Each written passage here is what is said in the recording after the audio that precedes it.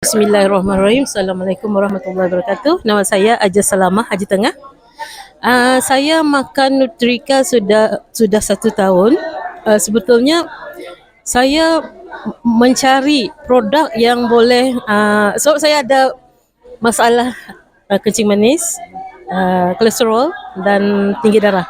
So 3 selangkah ini adalah jadi kakak dah cuba bermacam-macam produk. Tapi mungkin belum belum berkenan dengan akak lah. Jadi akak makan macam ada yang 3 tahun, 4 tahun, makan 1 tahun. Jadi semasa saya diperkenalkan dengan produk ni, Puan Siti beritahu yang bahawa produk ni ada mengandungi Pria Katak, Moronggai dan Pria Katak, Moronggai dan kulat susu harimau. 3 elemen ni lah yang menarik akak.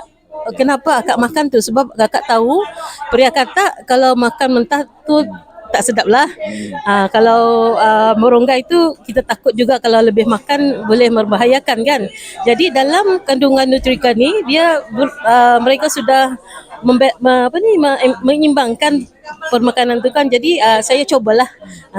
Pada mulanya saya cuba.